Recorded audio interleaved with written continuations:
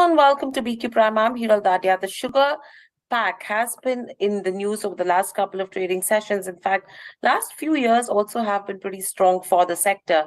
Joining us to discuss a few modalities across the space, we have Mr. Sonjoy Mohanty, DG at ISMA, joining in. Welcome to the show, Sonjoy, and a pleasure to speak to you. Yeah, thank you. Right. Sanjay, my first question coming to you is overall, from a sector perspective, how do you think has 2022 as a year been? I mean, we'll talk about the sugar sector, the specific year from September onwards separately, but overall, how do you think the year has been? Well, the past year has been outstanding, if I can use that. We had a record export of 111 lakh tons of. We've never had such a number before. Mm. We had, a record production on ethanol, and obviously, the production number was its highest. So it's been a very, very good year for sugar for the year gone by. Absolutely. And overall also, I mean, this outperformance of sugar companies has actually began in 2021, and everyone is anticipating that it is likely to continue in the new year 2023 onwards as well. So taking from the export perspective now, there is a lot of murmur going on around, saying that probably there is an anticipation that the government is likely to allow additional sugar exports from the month of January onwards as well. What's the sense that you're picking up? I think the government is extremely pragmatic. They've already announced 6 million tons, 60 lakh tons Correct. of export. Um, Given our production outlook for the year, they will then do the additional release by end Jan, early February, which is the right and pragmatic way forward. Right. And overall basis, the export market, what is the price trend looking like? Because clearly, in terms of Brazil as well, the total sugar output is now seen at 36.4 million tons, which is up from a 33.9 million tons, which was expected in one of the reports that was released by CONIB, in August. And this is the third report for, 22-23 season. So with this output coming in out of Brazil as well, how are you expecting global prices to pan out? Global prices are going to depend on a number of factors other than Mm, just demand and supply. And the beauty in this is that our cycle of supply comes ahead of Brazil. And as mm, a consequence, it's really a continuity. By the time Brazil products hit the market, we have been done with our export into the markets, into the world market. So which is why timing is critical. And the government is aware of this, and hence the release will come by late January, early February, well in time. And Brazilian sugars only come in post April and May. mm. So we don't see the problem occurs when there's an overlap, and that's when the markets get go downward because there's a glut. But in this case, it's the timing of the Indian sugar which comes in well ahead of the Brazilian sugar, so it should hold steady. Right. And what's that kind of range that we're expecting right now? I wouldn't comment on it. There's so much of speculation. I can tell you only about numbers that are going to come in, but no, there's too much of speculation on prices. And this year, given the kind of scenarios across the world, thanks to the war, thanks to so many other issues, and the prices don't seem to have a reason, any logic. So I would not speculate on the pricing at all. Right. And overall, Sanjoy, the industry in India, right, is ramping up a lot of investments to actually improve cane yield as well. So, how are you seeing that pan out? Because clearly, with this, it is going to be results in terms of the kind of outputs that we see.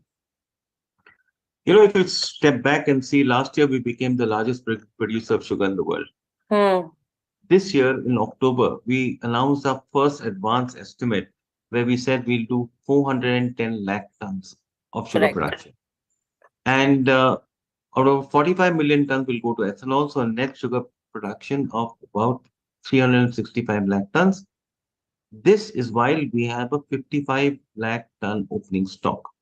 Hmm. So the the growth in sugar production that's coming is acreage remaining the same, is only coming from yield.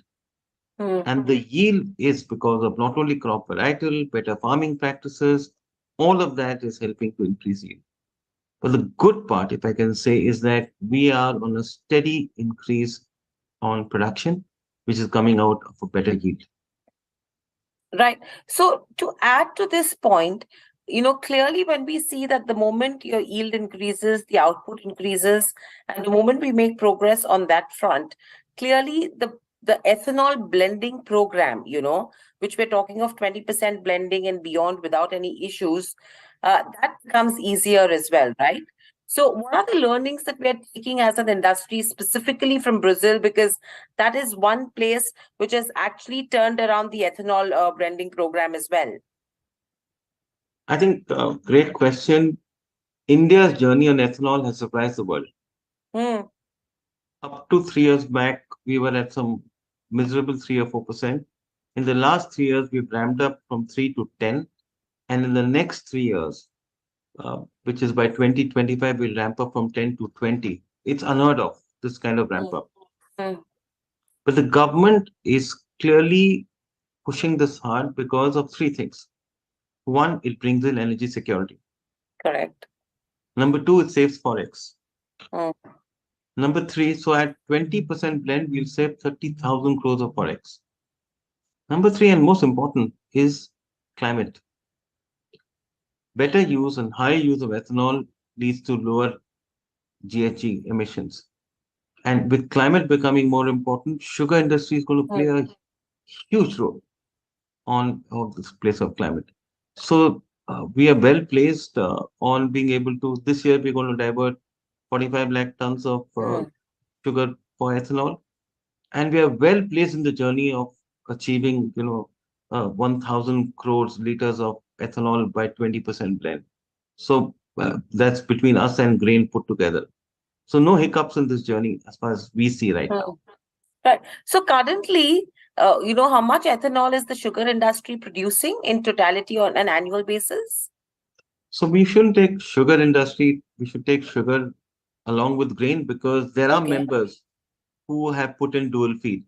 You Hmm. must remember that the sugar industry shuts down for 4 months. You know, Correct. at that time, if you've got installed capacity of distillation, why should you let it lie idle?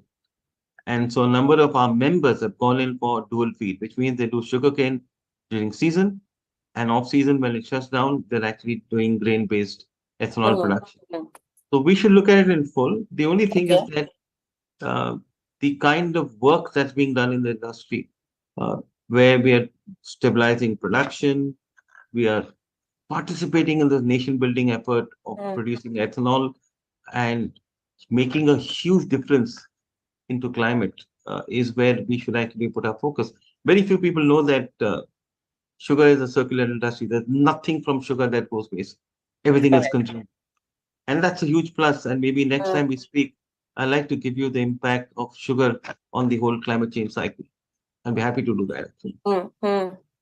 Right. So what would that total number be currently in terms of the ethanol being produced? For the coming year, we are going to be diverting, you know, 450. So 470 crore liter is what 465 crore liters is what we have slated to produce in the full year. Right. And on target to meet 1,016 crore liters by 26? 2025, yes, very much. I think if you just pause and Hmm. ask, there's enough feedstock. So I'll just give you the numbers. Hmm.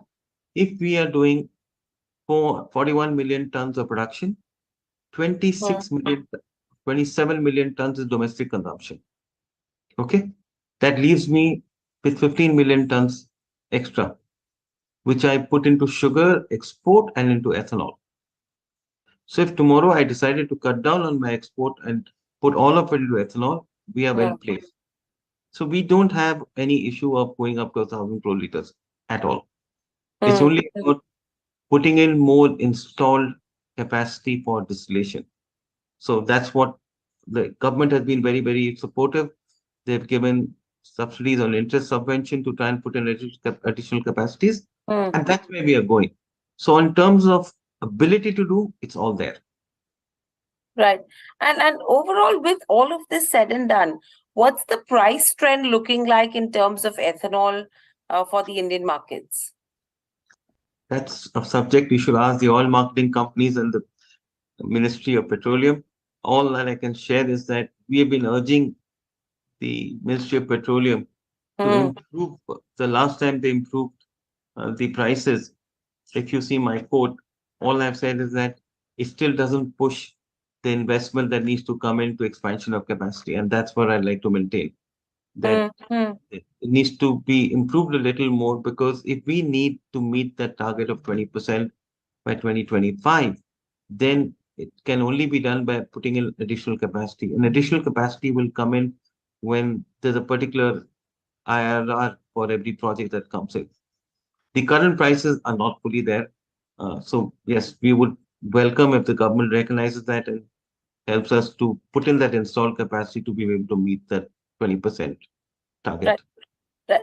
So, Sanjay, let me ask you this question then. So, overall, what should be that price be, that the government should be considering for the additional capacity that is coming in right now? And if you could give us a number in terms of how much capacity is expected to be added in the next 12 to 24 months as an industry, and what's the kind of capex that will go into it? So, we have already shared the numbers with the ministry. Hmm. And I don't want to put out that number. There's a government number that's already there, Sure. publicly available. All we are saying is that that number is not enough. It needs to be improved. Hmm. And Hmm. improved marginally. We're not looking at a 10 or a 20% number. Right. It, and capacities today, we need to see capacity at an overall level, which is not just sugar capacity, but also grain. Hmm. And in the coming years, already there's a lot of grain capacities coming in. But the big difference between grain and us is that our feedstock is available. Grain Hmm. capacity still depend on feedstock from various places, which may or may not. There'll always be a food versus fuel argument for grain, which does not exist for sugar, simply because our domestic consumption of 27 million tons is fully covered when we're producing 41 million tons. So that's the big advantage cane has over grain. And hence we would see that the investment coming into cane is just a big difference. That will make Hmm. all the difference. Right. And overall, recently, again, there were reports suggesting that the food ministry was looking to give 100% incentive to mills for sugar that has been sacrificed for ethanol production. And this is something that will actually help improve the ethanol production from B heavy or sugarcane juice syrup. Now, what is it that you're picking up on that front? Hiran, just very simply put, that already existed for the previous year. It's not changed. Okay. It continued on with the same incentive program. Hmm. So really, the incentive, if I can say, uh, is in the final number, which ensures that the IRR goes up, and as a consequent, investment comes in. Is a sector that will lead in 2023. We would like to lead it on the investment front. We'd like to lead it on the climate front. Um, Hmm. all the things that are important for the government. And the year of G20, we'd like to make India a very attractive destination for investment Hmm. in sugar. Absolutely. And overall, from here on, what should the expectation be of the industry, or what is the expectation of the industry from the budget?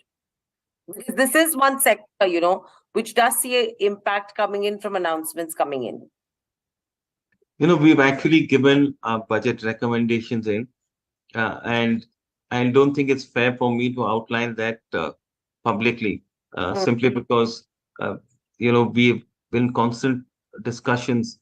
But the one thing that's in the public domain that we just like to put out is uh, ethanol finally is going to be run by vehicles which are called flex fuel vehicles, correct. which means you can take flex fuel of 10, 20, 30, 40%, and these, so in terms of the government has responded well, and they have equalized to be able to give some incentive for flex fuel. But the big Mm, thing is flex fuel hybrid vehicles. mm, Okay. mm, Now, in a flex fuel hybrid, you are performing better than any other, let's say EV, simply because a hybrid vehicle gets charged while it's in motion. You're using ethanol, which lowers greenhouse emission gases. You're mm, charging the vehicle while it's in motion. unlike an EV, which you go out and charge, and the charge that they're getting, power comes from electricity generated by largest generation is by fossil fuel. So really, Mhm. it's not in that sense.